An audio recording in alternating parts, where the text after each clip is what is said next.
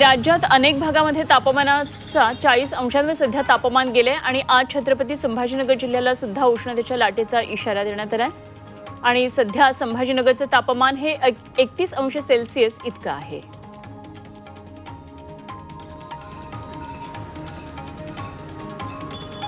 संभाजीनगरमध्ये अपार्टमेंटमध्ये चोरी करणाऱ्या तरुणाला अटक करण्यात आली आहे। त्याच्याकडून एक लॅपटॉप आणि 2 फोन जप्त करण्यात आलेत। या तरुणानं सोशल मीडियावरचे व्हिडिओ पाहून घराचं कुलूप उघडण्याचं कौशल्य आत्मसात करून ही चोरी केलेली।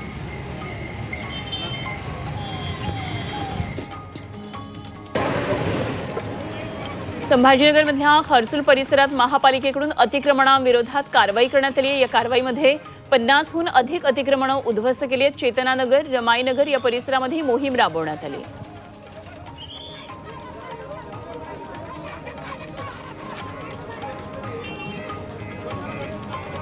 संभाजीनगरच्या सिल्क मिल कॉलनीमध्ये 42 अनधिकृत नळ कनेक्शन खंडित केलेत आणि या परिसरामध्ये सुरळीत पाणी पुरवठा होत नसल्याच्या तक्रारींमध्ये वाढ झाली होती।